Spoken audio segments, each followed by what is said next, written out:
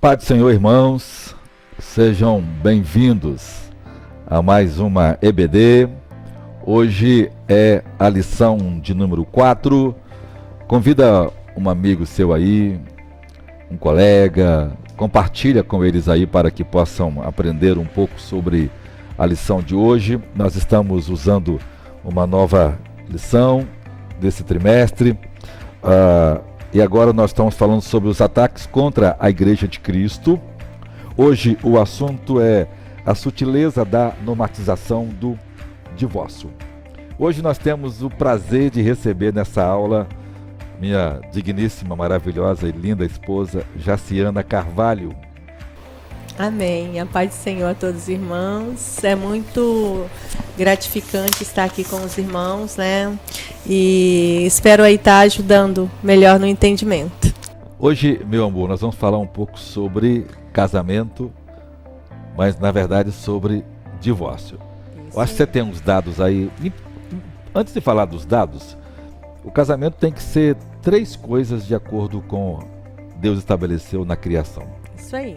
Deus estabeleceu que o casamento deve ser hétero. O que quer dizer heterossexual? Quer dizer que um homem deve se casar com uma mulher e a mulher deve se casar com um homem. E outro? Ele também deve ser monogâmico. O que quer dizer isso? Que quer dizer que um homem deve ter apenas uma mulher e a mulher apenas um homem. E o outro? E ele deve ser indissolúvel. Por quê? Porque assim Deus quis desde a criação, né? Porque o divórcio não estava nos planos de Deus. Então, uma vez casados para sempre. O que Deus ajuntou, não separe o homem. Por isso, o tema da lição é a sutileza da normatização do divórcio. Aquilo que era uma exceção acabou virando, né, uma norma. Isso Exatamente. É um perigo e é um ataque do diabo contra essa instituição maravilhosa do casamento. Meu amor, você tem uns dados interessantes aí? Lê para o pessoal aprender um pouco sobre isso, por favor, meu amor. Então, aqui, de acordo com a revista Ensinador Cristão da CPAD, vem algumas informações muito importantes a respeito do casamento.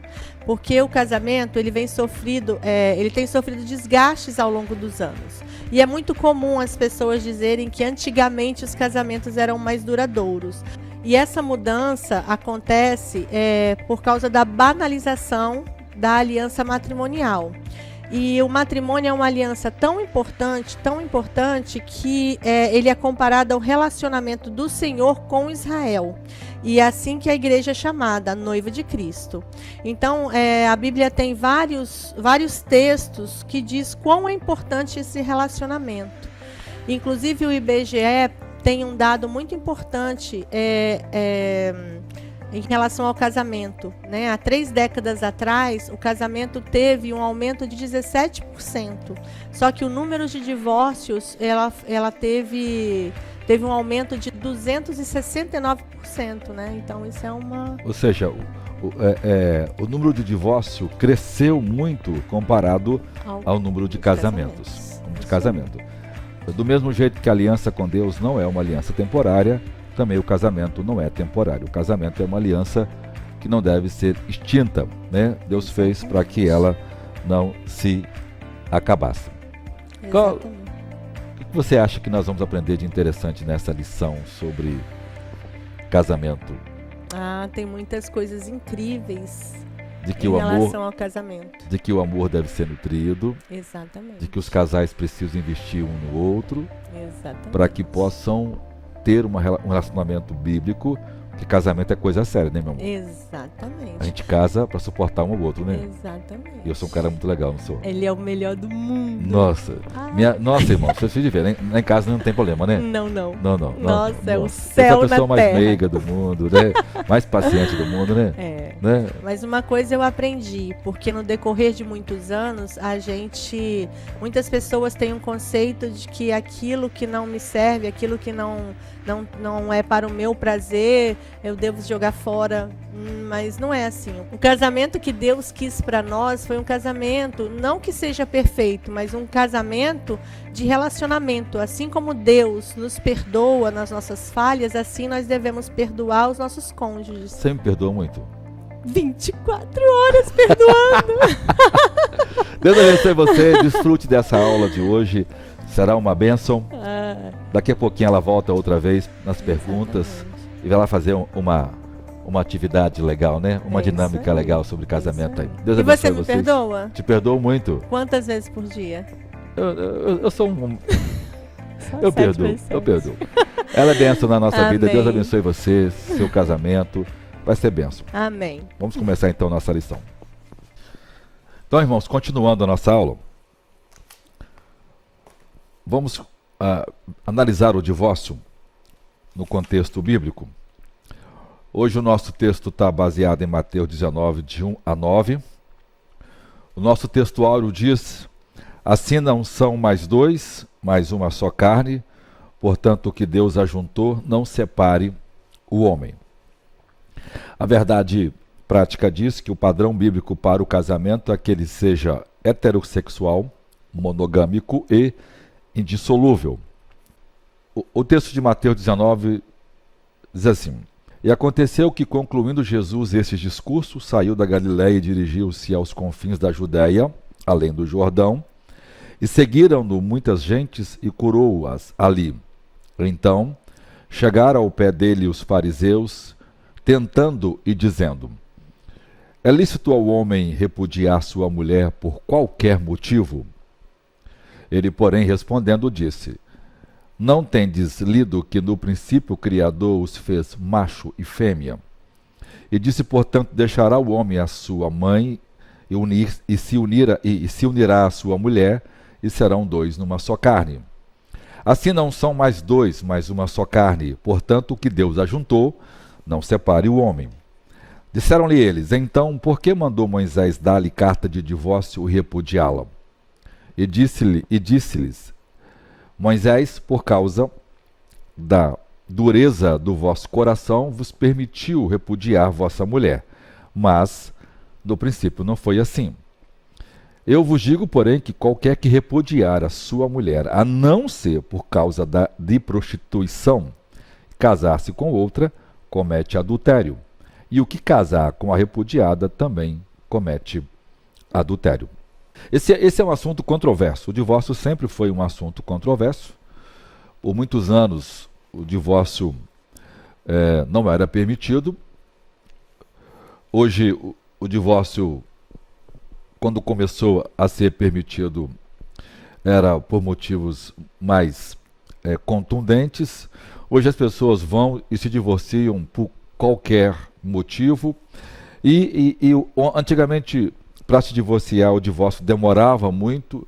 Hoje as pessoas se casam sob condições, elas vão no cartório e em 5 minutos ela já está divorciada e já tentando se aventurar em outro relacionamento. Por quê? Porque essa cultura banalizou o casamento. Como banalizou outras questões cristãs, como banalizou a moralidade cristã, como ela banalizou a graça de Deus, e as pessoas estão vivendo uma graça barateada, sem santidade, sem uma entrega a Deus, sem uma dedicação e uma confiança em Deus, que produza compromisso com Deus e uma vida que se opõe ao mundo. Por causa também da sutileza da banalização da vida moral manifestada na imoralidade sexual, as pessoas estão vivendo uma vida sexualizada à flor da pele, em tudo. Isso produziu ainda mais a impiedade no casamento, e então os homens e mulheres estão se casando. No tempo de Paulo, as pessoas se divorciavam tanto que elas casavam para se divorciar. Havia mulheres que haviam se casado mais de 15 ou 20 vezes, igualmente homens, porque também naquele tempo o casamento foi banalizado. Mas veja, a lição de hoje começa então, falando um pouco do contexto do divórcio do Antigo Testamento, o plano de Deus, então, é que esse casamento fosse monogâmico e vitalício, durasse para sempre. Malaquias mostra um quadro em que Deus diz que ele odeia o divórcio. Quando mostra a história daqueles homens que se casaram e depois de um tempo, né, eles abandonaram as mulheres que se casaram com eles quando nova e se casaram com outras mulheres. E aí o texto mostra uma figura daquela mulher, né, quando nova, que foi a sua mulher da juventude, que ele abandonou e hoje está com outra, indo ao templo, vendo o marido com outra mulher e chorando por causa do abandono desonesto e por qualquer motivo feito. Então Deus fala que Deus odeia o divórcio por causa da maldade. O divórcio é uma violência emocional que destrói as pessoas e as famílias, já que o casamento é a principal instituição criada por Deus. Então, Moisés dá uma condição para o divórcio acontecer. Então, o divórcio é uma criação humana, é uma permissão divina, não é uma ideia que Deus criou, mas o homem, por causa da maldade do seu coração, como o próprio Jesus vai dizer aqui. E o texto de Deuteronômio 24, de 1 a 4, usa a expressão coisa feia, aquele que encontrar uma coisa feia, ou seja, algo que não era compatível e que, de alguma forma, o marido pudesse largar sua mulher. Quando isso acontecia, dava-se carta de divórcio àquela mulher, essas cartas eram assinadas, eram feitas diante dos juízes, e a mulher, então, imposta daquela carta de divórcio, ou a carta de repúdio, ela voltava para a casa dos seus pais e ela poderia contrair um novo casamento. E esse novo casamento não era adultério. E essa mulher não podia, depois, se largasse aquele marido, voltar para o seu primeiro marido.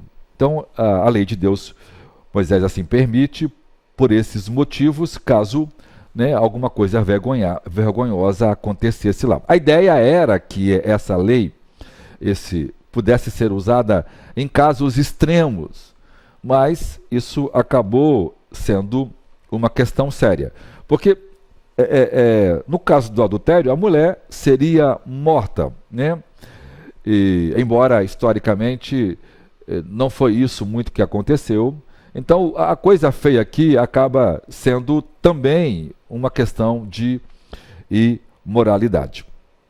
No caso da mulher, ela então se divorciava e o marido dava a ela então a carta de divórcio.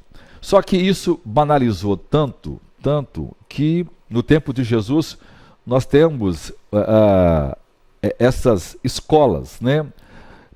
Defendendo não só a escola de Shammai e de Hillel, porque a escola de Shammai defende o divórcio só no caso de adultério, e a escola de Hillel defende o divórcio por outras questões, e havia outros rabinos que dizia que o divórcio deveria ser feito por qualquer motivo. Até mesmo se o cara encontrasse uma outra mulher mais bonita do que sua mulher, ele poderia divorciar da sua mulher e se casar com aquela. Ou seja, no tempo de Jesus, o divórcio, o casamento havia sido banalizado e as pessoas se divorciavam por qualquer motivo. E esta é a pergunta que os fariseus fazem a Jesus. É lícito se divorciar por qualquer motivo? Essa é a pergunta. Então Jesus, a gente precisa centralizar a posição de Jesus. Jesus vai dizer que o ideal de Deus é que homem e mulher se casem e permanecem casados para sempre. No entanto, Jesus vai dar uma exceção. Ele vai dizer assim, aquele que estiver casado e deixar a sua mulher, então comete adultério com o novo casamento. Mas ele vai, ele em outros textos vai dizer que aquele que largar a sua mulher e se casar com outra, ele comete adultério, né? Marcos usa essa expressão, Lucas também usa e não faz menção, vamos dizer assim, dessa cláusula de exceção. Algumas pessoas equivocadamente dizem que essa cláusula é uma exceção acrescentada mais tarde, ou uma cláusula tardia, e que ela não se encontra no melhores dos originais, né? Essa argumentação não é honesta, ela não suporta uma análise clara da ciência dos manuscritos, então ela é infundada. E o fato de Jesus não mencionar isso em Mateus, em Marcos e em Lucas, é porque não houve necessidade, já que os romanos, né, e gregos praticavam isso por qualquer motivo, e essa regra não era tanto observada por eles. Mas os judeus sim, então Jesus está respondendo fariseus que estavam preocupados se Jesus ia concordar com um ou com outro, ou criar uma armadilha para ele ser criticado pelos fariseus. Mas vejam, a questão da exceção de Jesus aqui, ele vai dizer, a não ser por causa do adultério. Então, isso tem sido, né, discutido ao longo da história, mas o que é que governou historicamente a interpretação da igreja desde os primeiros pais, né? Do jeito que o texto está escrito. Hoje, algumas pessoas usam o termo Mosheia para poder dizer que o termo aplicado ali, na verdade, era noivo, não era casado. Esse argumento não se sustenta, não é um argumento honesto, não sustenta uma análise exegética mais profunda. Aqui são pessoas casadas, esse é o entendimento dos reformadores, esse é o entendimento da maioria esmagadora dos pais da igreja, esse é o entendimento da maioria das igrejas históricas que nós temos hoje, sejam reformadas, sejam de matrizes pentecostais, neopentecostais, ou sejam de matrizes batistas, todas elas interpretam do mesmo jeito essa exceção. Então, o adultério, ele põe fim ao vínculo do casamento por causa da natureza do adultério. O adultério quebra o vínculo, já que homem e mulher, quando se casam, se tornam uma só carne. Então, a interferência de um terceiro entre marido e mulher, então causa a quebra do vínculo matrimonial. Então, Jesus estava dizendo que as relações sexuais ilícitas, o termo porneia, que se refere a qualquer relação sexual ilícita, como também o adultério, o termo porneia é um termo mais abrangente do que o termo Mosheia, que se refere basicamente a adultério, e porneia tanto adultério como a qualquer outro relacionamento que seja vergonhoso, né, ou imoral, e que isso caracteriza então a quebra do vínculo matrimonial. Veja, Jesus, a leitura desse texto mostra assim, que o casamento do divorciado, que não é por causa do adultério, acaba sendo um divórcio pecaminoso. Então Jesus está abrindo aqui uma exceção para que o divórcio aconteça só no caso da exceção, quando acontecer a prática desenfreada ou impenitente do divórcio. Do adultério. Agora, como é que essa cláusula funciona? Ela precisa ser lida à luz de toda a Escritura. Jeremias 3 mostra que Deus havia perdoado o seu povo várias vezes da sua infidelidade conjugal. A relação de Deus com Israel é comparada a um casamento. Então Deus vai dizer para ajudar, olha, eu dei carta de repúdio para sua irmã, que era Israel. Então ela foi e eu não a recebi de volta. Deus está usando a ideia do divórcio para mostrar que ele perdoou Israel, o reino do norte, várias vezes, mas o reino do norte não voltou para ele. Então, Deus deu a carta de divórcio a seu povo. Ou seja, a falta de arrependimento sincero, a falta de penitência, que é o arrependimento, é que pode gerar a cláusula de exceção do divórcio. Não quer dizer que a pessoa que está sendo alvo de uma infidelidade conjugal, tem direito imediato ao divórcio.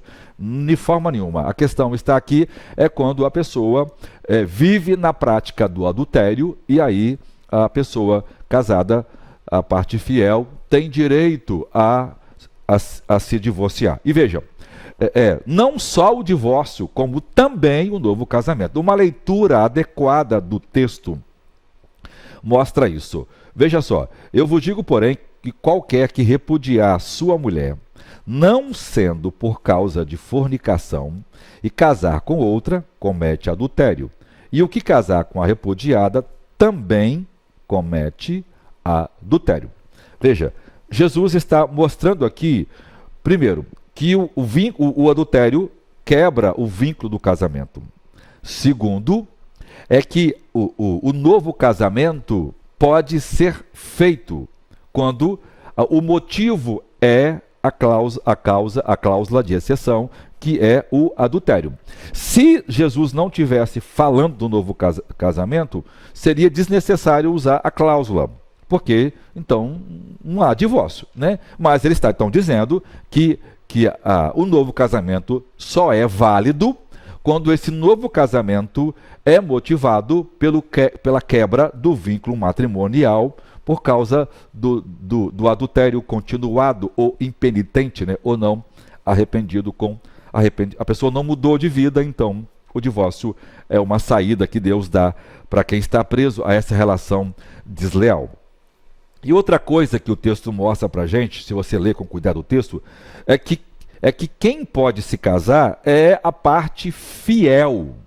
O texto aqui não dá previsão para a parte infiel. Então, a parte fiel é a parte que pode se casar porque ela foi vítima, o seu vínculo matrimonial foi quebrado em virtude da deslealdade aos votos matrimoniais feitos diante de Deus na hora da ministração do casamento. Então, veja, as pessoas têm um entendimento, às vezes equivocados, quando se opõem ao divórcio e que ele não pode acontecer por nenhum motivo. Essa é uma leitura equivocada, não é uma leitura bíblica, essa não é uma leitura dos pais da igreja, não é uma leitura dos reformadores, nem é uma leitura dos homens piedosos, nem dos eruditos do nosso tempo. Por quê? Porque o próprio texto diz pra gente que, a não ser por causa de adultério, e é desleal dizer que aquele é noivado, né? Quem usa essa tese está sendo desleal com o texto, ok? Então, essa tese já foi vencida e ela não pode ser argumentada exegeticamente. No entanto, veja, Jesus aqui está respondendo a esta questão da pergunta dos fariseus, por qualquer motivo. Ou seja, a razão bíblica para o divórcio é quando acontece o adultério. No contexto do Novo Testamento, o divórcio acontece quando isso é feito. Agora, veja, Jesus trata dessa questão em Mateus 19 e Paulo vai abrir uma outra exceção em 1 Coríntios 7. Veja, se não entender que Jesus está respondendo à pergunta dos fariseus, nós vamos achar que Paulo está contradizendo Jesus, de forma nenhuma. Jesus está abordando uma questão e Paulo está abordando uma outra questão. Então, no caso em que Paulo está abordando aqui, ele vai dizer que quando o crente se casa, ele não deve se separar da sua esposa. Se separar, que fique sem se casar. Mas ele vai abrir uma exceção quando acontece que o crente, um dos cônjuges se converte e o outro não se converte. E o que não se converte abandona o casado e se divorcia do crente porque não quer mais conviver com ele em virtude da sua fé. Então Paulo diz que a pessoa então está livre porque ela não foi chamada para a servidão e que ela deve viver em paz. Todos os eruditos são unânimes em dizer que essa expressão de Paulo quer dizer que a pessoa está livre para contrair o novo matrimônio. E veja, o que Paulo está lidando em 1 Coríntios é a questão do abandono, quando um homem ímpio em um comportamento ímpio, ou a mulher ímpia abandona o marido ou a mulher, ou o cônjuge que se converte e por causa da sua fé, ela não quer viver com esse homem. Então nós temos aqui dois casos. Um caso motivado pelo adultério e o outro caso motivado pelo abandono. Então aqui, nos dois casos, a morte não é porque Paulo começa, né, logo no primeiro, falando de que, né, a mulher, enquanto vive o marido, se ela se casar com outro, ela comete adultério, ou seja, isso é verdade, por quê? Porque está ligada a ele pelo casamento, e Paulo faz uma relação entre a lei e o evangelho. Ali Paulo não está considerando o que Cristo falou sobre adultério cá em Mateus 19. Paulo estava tratando da lei e Paulo não considerou a exceção, Paulo considerou a regra. A regra hoje é, se alguém se casa, ele não deve se divorciar. Uma pessoa que entende o evangelho, que compreende o evangelho e que sabe que o divórcio é um pecado, se ela cometer esse pecado, ela pode não encontrar arrependimento para a vida. Hoje as pessoas estão se casando porque elas dizem que existe incompatibilidade de genes, né? Porque temperamento, porque não sei o que ela mais, porque não ama mais, falta de amor, genes difíceis não são motivos bíblicos para o divórcio. Isso é um mundanismo, isso é uma banalização. Quem fizer isso corre o risco de não encontrar perdão e perder a vida eterna. Então o casamento é uma coisa séria. Nós não podemos tratar o casamento como uma coisa banal. Embora nós temos uma exceção de adultério e outra exceção de abandono, mas essas exceções são restritas, não é a regra geral. Nos dois casos, Jesus fala assim, que Deus ajuntou, não separe o homem. Paulo diz, marido e mulher não se separe. Se separar, que fique sem se casar, ou que se volte. Mas ele abre uma exceção quando essa separação é com um não crente, com um ímpio. E aí, nesse caso, existe uma exceção, porque esse casamento não tem chance de ser reatado, né, nesse processo. E Paulo usa uma expressão em 1 Coríntios 7 e 15, né, em tais casos, né, a expressão grega toioitos, possui um sentido de nesta e em outras situações destruidoras semelhantes. Ou seja, ele está usando a expressão, né, nesse caso, ou em tais casos, né, ele usa no plural, ou seja, são situações emergenciais que acontecem e que podem pôr vínculo ao casamento ou ao matrimônio, nesse caso aqui. Veja, o caso da Paulino e o caso de Jesus são casos específicos e são regras. Hoje as pessoas estão transformando a regra, a exceção em regra. E o que Jesus disse, Paulo disse, é exceção, não é regra. Não é regra. Hoje nós estamos banalizando o divórcio. E ele é usado em qualquer circunstância. E quem fez isso vai receber de Deus a devida recompensa de seus pecados. Todas as declarações de fé, né, sejam elas de qualquer origem, sejam ela protestante, seja ela reformada, seja ela pentecostal, né, várias igrejas têm suas declarações de fé cristã. Por exemplo, a assembleiana diz que o divórcio só é aceito quando esteja dentro das regras, das exceções do Novo Testamento, que é o adultério ou o caso de abandono. Ou seja, o adultério continuado ou impenitente, ou abandono, quando um dos cônjuges não são crentes e, por causa da fé, decide abandonar o casamento. A nossa convenção, né, a nossa declaração de fé da Assembleia de Deus, fala assim, reconhecemos o casamento civil e o religioso com efeito civil desde que não afrontam os princípios bíblicos e, em especial, não seja realizado com pessoas divorciadas, em desacordo com o preconizado pelo Senhor Jesus. A dissolução do casamento é justificada no seguinte caso: morte, infidelidade conjugal e a deserção por parte do cônjuge descrentes. Então, isso aqui é o que reconhece as Assembleias de Deus no Brasil, como também as outras igrejas e a maioria das denominações no Brasil e no mundo.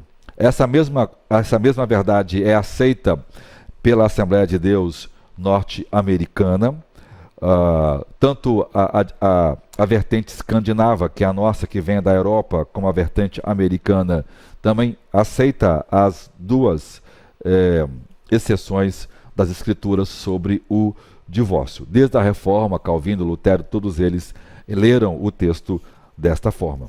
Então, veja, a forma como nós lidamos com o divórcio precisa ser uma questão bíblica para evitar que isso seja banalizado. Agora, nós temos uma questão que nós precisamos pontuar. Toda a igreja tem problemas com isso, né? Então, o ponto 2 trata aqui a sutileza da normatização do divórcio. O divórcio, primeiro, em seu aspecto legal. Pouco tempo atrás, quem cometia adultério no casamento era um crime, né? A pessoa eram punidas, né? Presas, porque havia cometido adultério. A nova lei mudou, então hoje o divórcio está banalizado. Às vezes, uma lei, um comportamento é legal, mas não é moral. No seu aspecto legal, o divórcio existe porque a lei brasileira, infelizmente, aceita o divórcio por qualquer motivo. No seu aspecto moral, isso não está correto. Por quê? Porque as Escrituras definem o aspecto moral. E ela define que o casamento deve ser feito e não pode acabar. Uma pessoa casada, biblicamente, ela não pode divorciar, a não ser que esteja nas exceções.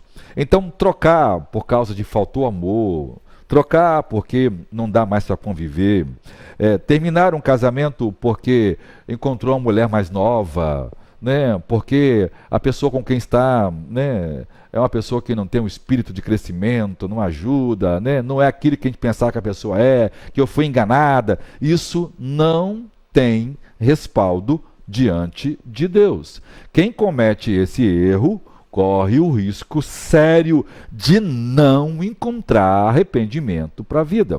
Porque Paulo diz, Hebreus 10, 27 e 26, que aqueles que pecaram, 25, né? Aqueles que pecaram voluntariamente, não resta mais sacrifício pelo pecado. Então veja, esses pecados feitos voluntariamente são pecados pensados, temerariamente, né? Pensados, analisados, as pessoas foram acompanhadas, foram exortadas, não façam isso, está errado, isso é pecado, vocês precisam se consertar, tem que resolver, e elas não resolvem, e elas podem não encontrar. Por quê? Porque a Escritura diz que esses pecados acabam não encontrando arrependimento.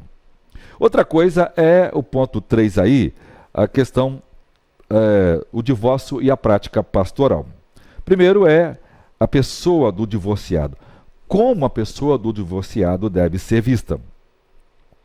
Quem passou pelo processo de divórcio sabe que isso é traumático. Toda a igreja tem alguém com esse problema, né? O divórcio é a maior violência emocional que existe.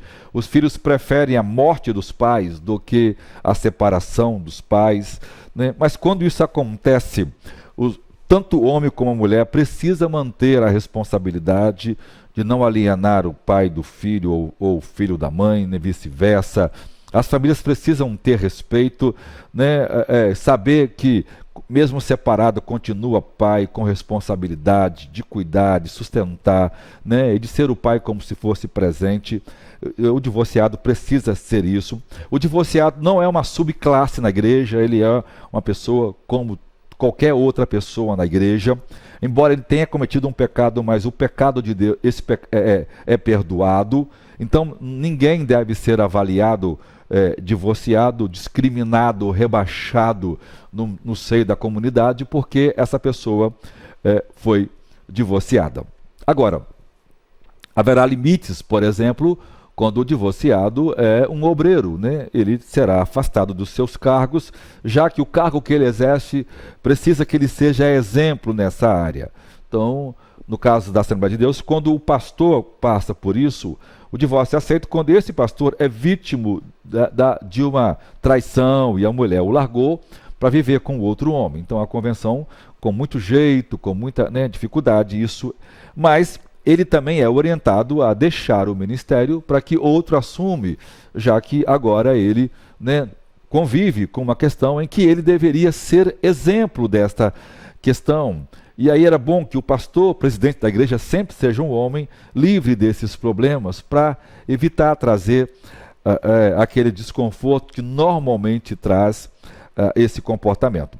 Mas ele divorciado não é, né, às vezes, não, é tratado de forma desonesta, um comportamento não coerente no meio do povo de Deus, de forma discriminatória, né? Vamos dizer assim, isso não é correto, isso é antibíblico, isso é pecado, porque ele é uma pessoa normal, como qualquer outro crente da igreja, e não deve ser avaliado assim. Então, como cristão, ele precisa ser ajudado, acompanhado, né? O pastor precisa acompanhar os irmãos em seus divórcios, muitos deles precisam de acompanhamento psicológico, o pastor deve indicar essa ajuda para aqueles irmãos que precisam disso. Então, vejam, o casamento é uma instituição divina, Deus criou o casamento, os homens criaram o divórcio e todo mundo que for enfrentar isso vai ter as suas dificuldades seríssimas de lidar com isso, já que a Escritura proíbe o divórcio. Deus odeia o divórcio e os casais precisam trabalhar. Uma pessoa que experimentou isso precisa encontrar em Deus arrependimento. Porque normalmente as pessoas que saem no casamento cometem os mesmos erros que cometeu no antigo casamento, provando que não é trocar de marido ou de esposa que vai mudar a situação muitas vezes. Então, quem está casado, como diz Paulo, permaneçam casados. Se separarem, que não se casem. Porque se casarem, estarão cometendo adultério. E estarão pagando um preço muito alto por poder contrariar a palavra de Deus e ferir os princípios divinos exarados nas Escrituras Sagradas. Deus possa te abençoar e você guardar o seu casamento, investir na sua esposa, marido mulher investir em seus maridos, que vocês possam viver uma vida que agrada a Deus, para que juntos possam aprender um pouco do Evangelho, já que o casamento foi criado por Deus para ser um céu na terra, um lar de alegria, para criar os filhos e que o nome de Deus seja glorificado em cada casamento. Deus possa abençoar você. Agora vamos para as perguntas dos irmãos, para que nós possamos responder aquelas perguntas que durante a exposição eu não consegui responder. Agora, irmãos, vamos às perguntas para o pastor Jairo. Irmã Elizabeth. Se o cônjuge fiel não quiser perdoar o cônjuge infiel, ele tem direito de se divorciar? Obrigado, irmã Elizabeth, pela pergunta. Se o cônjuge fiel não quiser perdoar o cônjuge infiel, ele tem direito a se divorciar? A resposta é não. Por quê? Porque o adultério não dá direito ao divórcio. Cada caso tem que ser analisado, mas a solução para o casamento não é o divórcio, é o perdão. Então, se houver isso, então o cônjuge tem que trabalhar o perdão, a restauração, mas se não houver jeito, se a pessoa que traiu continuar praticando o ato, não quiser reatar, aí o divórcio pode ser uma opção. Veja, o alvo do casamento é o amor e o perdão, e não o divórcio. Então, o fato de alguém trair, não quero perdoar, mas eu perdoo o divórcio, divorcio, né? Primeiro que não houve perdão. E segundo, o divórcio está acontecendo porque a pessoa que está se divorciando também não perdoou, então está cometendo um pecado maior do que o divórcio para dissolver o casamento. Então, o adultério por si só não não deveria dar voz ao divórcio, a não ser que esse adultério fosse impenitente, né? Não houvesse arrependimento e a pessoa continuasse na prática desse ato, aí sim o divórcio seria uma saída bíblica e legítima. O perdão está acima do divórcio. Agora vamos à pergunta da irmã Marta. Jesus permite o divórcio e o novo casamento para o cônjuge fiel. Se o cônjuge infiel se casar de novo, ele comete adultério, ele pode ser perdoado por esse pecado? Irmã Marta, obrigado pela sua pergunta. Deus abençoe muito. Ela disse, já que Jesus permite o divórcio, o novo casamento para o cônjuge fiel, então se o cônjuge infiel se casar de novo, ele comete adultério? Veja, é verdade. Jesus só abre exceção para o cônjuge fiel. Ele não lida com o cônjuge infiel.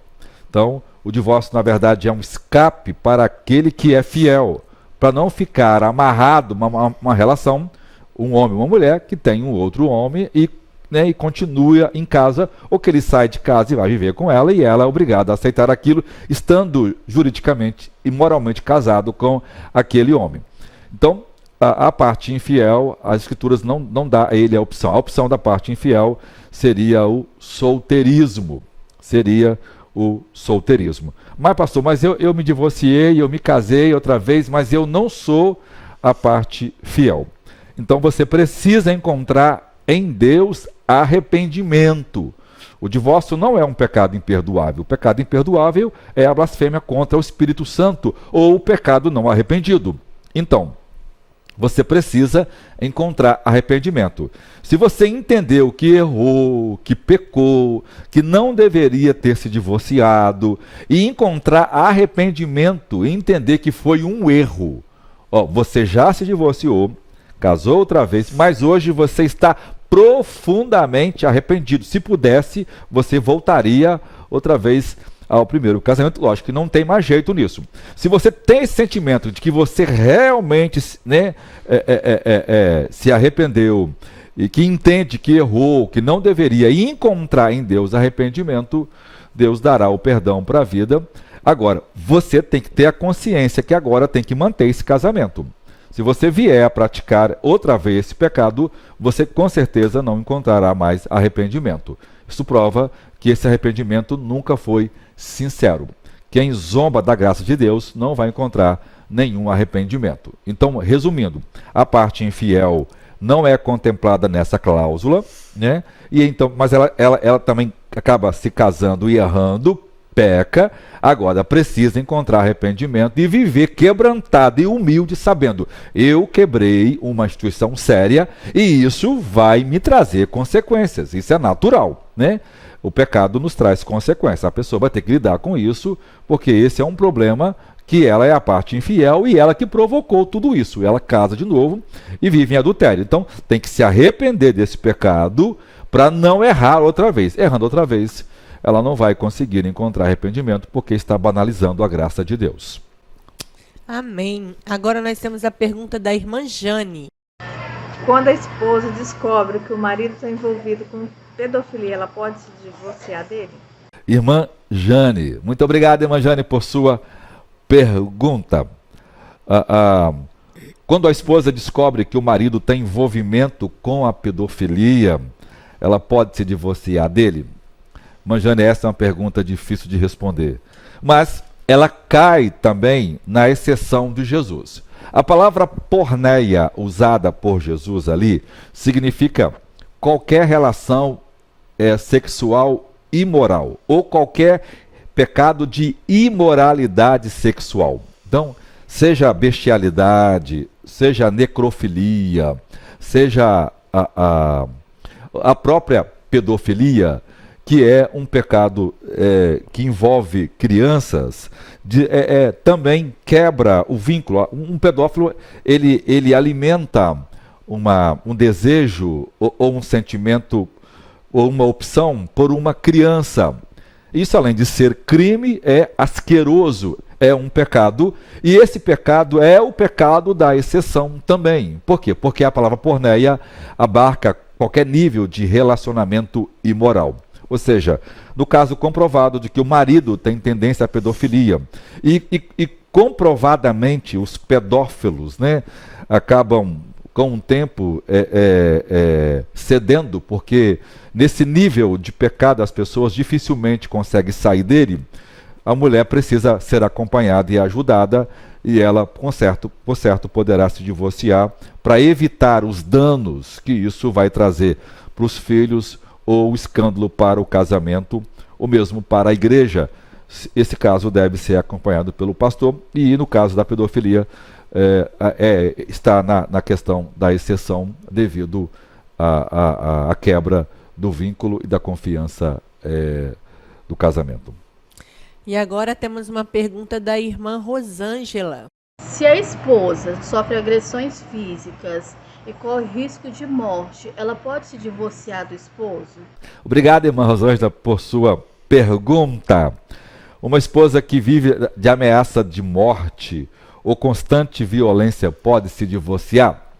Bem, essa também é uma questão difícil, e isso tem sido analisado por muitos eruditos, e há consenso entre eles que podem. Aonde é que isso se encaixa? Isso se encaixa na regra de 1 Coríntios, onde viabiliza o divórcio por causa do abandono. A violência e as ameaças de morte iminentes caracteriza o abandono. Paulo diz que aquele que casa, né, deve cuidar da mulher como cuida do seu próprio corpo. Paulo diz assim, ninguém deixa de alimentar o seu corpo, ninguém deixa de cuidar seu corpo. Ou seja, as pessoas devem amar o próximo como ama a si mesmo. Então, se a pessoa está produzindo violência contra o cônjuge e tem uma ameaça iminente dela sofrer dano, né, e perigo à própria vida, ela também tem direito nessa regra que caracteriza o abandono.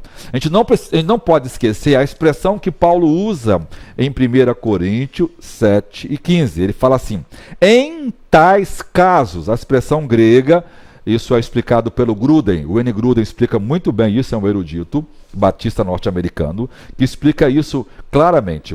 Ou seja, em tais casos de perigos semelhantes, ou em tais casos terríveis, né, como comparado ao abandono do não crente que abandona o crente porque se converteu, ou seja, o comportamento ímpio desse marido demonstra profundo abandono. Ou seja, a mulher que ele deveria cuidar, ele está violentando, ela precisa sair desse vínculo antes que isso produza um mal maior. Veja, alguns adeptos do aconselhamento bíblico diz que as mulheres devem manter-se em casamentos abusivos, mesmo que elas apanhem de seus maridos, porque elas estão lá e vão sofrer como se fosse um missionário. Então, elas veem o casamento como um campo missionário e ficam ali mesmo sujeito a danos morais, físicos ou a mesmo perigos de vida. Veja, essa interpretação é uma interpretação radical do aconselhamento bíblico, e ela, além de não ter base bíblica, ela é preconceituosa e misógina. Veja, um missionário bíblico estava em uma terra, como Paulo, estava em uma cidade.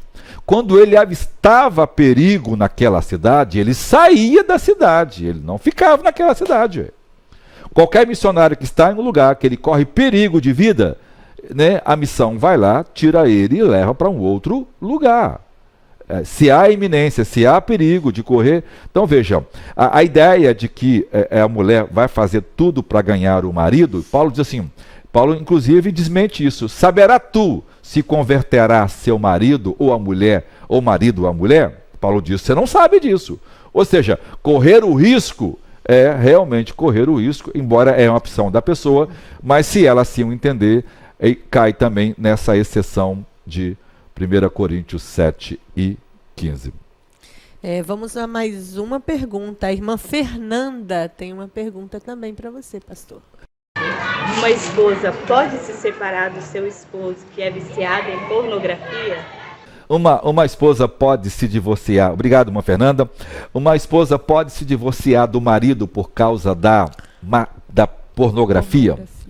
Irmã, A palavra pornografia significa, é a palavra porneia, né? Que aparece em Mateus 19. Uma pessoa que é viciada, inveterada nesse negócio, e que é acompanhada, que é ajudada, que não abandona, e a pornografia acaba substituindo o vínculo matrimonial, é possível chegar a esse nível.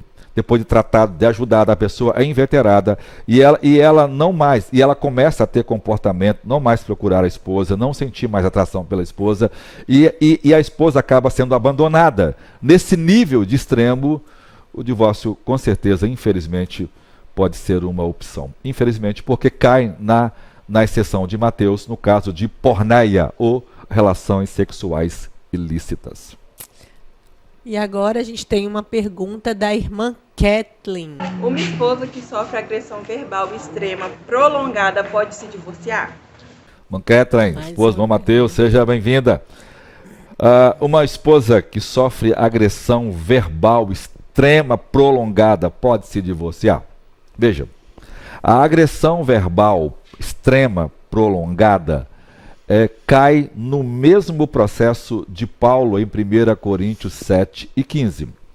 É a questão do abandono. Quando uma pessoa é violentada verbalmente todos os dias, né, pejorativamente, de forma extrema e prolongada, né, que adoece a pessoa, que reduz a sua humanidade, que a pessoa, né, perde a essência de ser, e ela acaba caindo num cárcere emocional.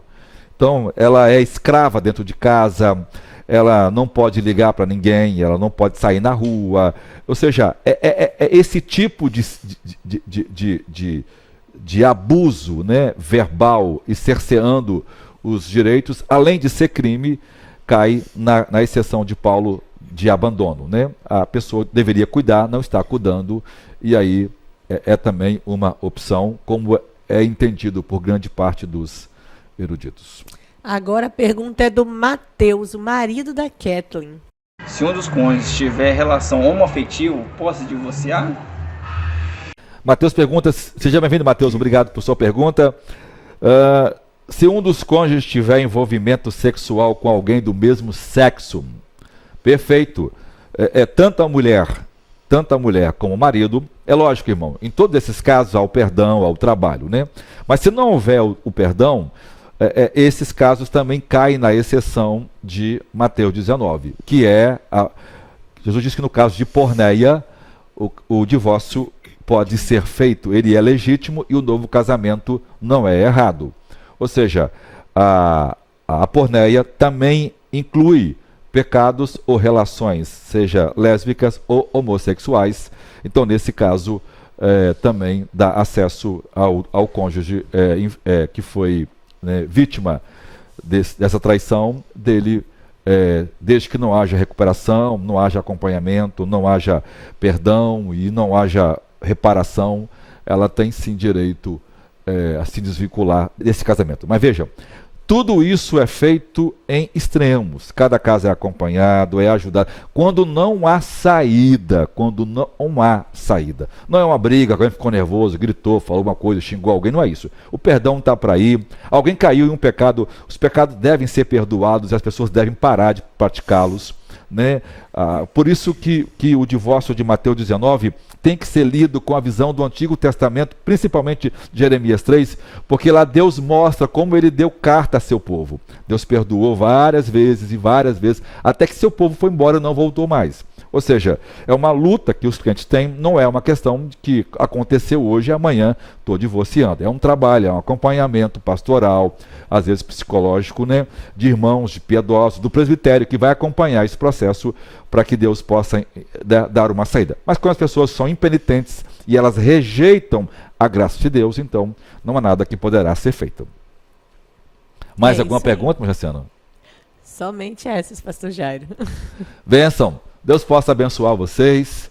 Agora, se houver mais dúvidas, vocês podem fazer no chat aí, eu respondo na hora da IBD. Seja bem-vindo, seja bem-vindo. Agora vamos ofertar, vamos ouvir um hino gracioso aí, enquanto você oferta, Deus possa abençoar suas finanças, que você possa ajudar-nos nessa obra. Nós estamos querendo comprar o espaço onde nós estamos aqui na Antiga do Couro. Nós estamos reunindo 1.000 pessoas que possam contribuir com 100, 150 reais ou menos, como puder, no prazo de 60 meses, para que nós possamos juntos comprar esse espaço que você está vendo aí na filmagem, gracioso, maravilhoso. Estamos num lugar com espaço amplo para as crianças, tem um campo de futebol onde as crianças podem brincar com atividade. Nós temos quase 200 crianças, então auxilia muito esse campo. Tem um prédio de 2 andares, né, onde estão as crianças com salas para os bebês e os juniores, os teens e os primários e as outras cidades. Nós temos espaço da igreja, temos um prédio administrativo, temos um prédio para dormitório e refeitório. Então é um espaço maravilhoso que sonhamos com ele. Deus nos deu a graça de estarmos aqui. Agora nós queremos comprar esse espaço. E eu conto com a sua ajuda, com a sua generosidade. Deus possa multiplicar a sua oferta Amém. 1000 vezes mais, né, Manja? Amém. Esse espaço aqui é maravilhoso, não é? É maravilhoso, já tem abençoado muitas vidas. Muito. Muitas vidas. Contribui. Ouça a música. Amém. E eu já volto para orar com vocês, tá bom? Deus abençoe. Ao Rei dos Reis consagro tudo o que sou, de gratos louvores transborda o meu coração. A minha vida eu entrego nas tuas mãos, meu Senhor, pra te exaltar com todo o meu amor. Eu te louvarei conforme a tua justiça e cantarei louvores, pois tu és altíssimo. Celebrarei a ti, ó Deus, o meu viver. Cantarei, contarei as tuas obras, pois por tuas mãos foram criados terra, céu e mar e todo ser que neles há. Toda a terra celebra a ti com cânticos e júbilo, pois tu és o Deus Criador. Toda a terra celebra a ti com cânticos e júbilo, pois tu és o Deus Criador. Celebrarei a ti, ó Deus, o meu viver. Cantarei, contarei as tuas obras, pois por tuas mãos foram criados terra, céu e mar e todo ser que neles há. Toda a terra celebra a ti com cânticos e júbilo, pois tu és o Deus Criador. Toda a terra celebra a ti com cânticos e júbilo, pois tu és o Deus Criador.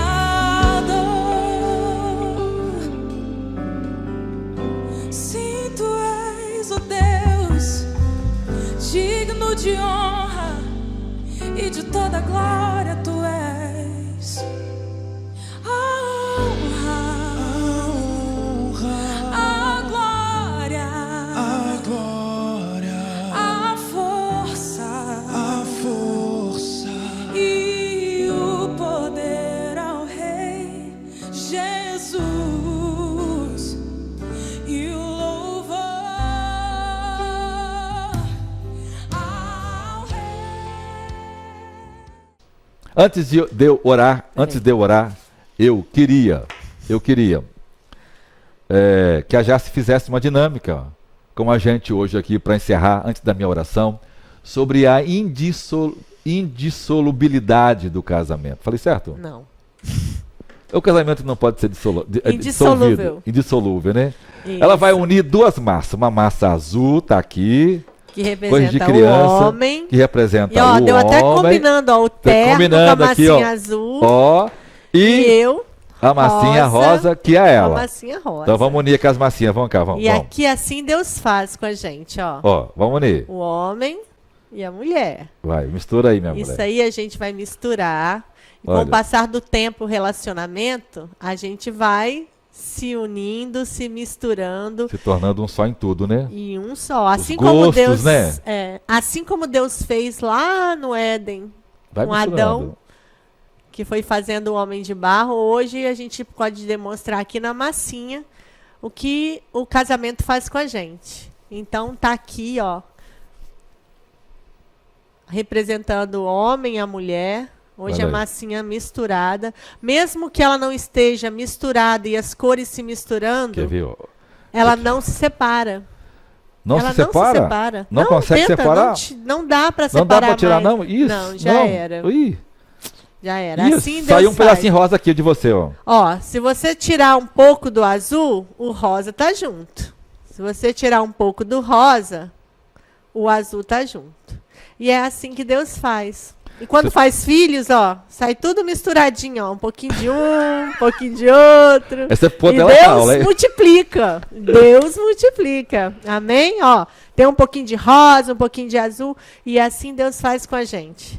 Isso é maravilhoso. Por isso que o casamento é feito uma única vez, uma só carne. E uma vez unido, o homem não separa. Glória a Deus. Não é impossível se separar, né? É uma união que não pode ser separada. Deus abençoe você. Deus abençoe sua família. Senhor, opera uma obra poderosa Amém. nesta manhã, em cada família, em cada casais, em cada homem e mulher que nos ouve. Eles possam conviver em harmonia, em paz, que possam amar uns aos outros, um ao outro, que possam entender, Senhor, que possam entender que o casamento é uma união indissolúvel, heterossexual, monogâmica, que eles tenham um compromisso firmado diante de Deus, das testemunhas e da igreja. Que eles possam honrar este juramento até a morte, Senhor. Abençoa aqueles irmãos que infelizmente tiveram a experiência do divórcio. Dá a eles uma saída. Sim, Jesus. Aqueles que estão solteiros, que o Senhor prepare para eles um casamento. E que aqueles que precisam encontrar arrependimento, que se arrependam, para que possam manter os seus casamentos.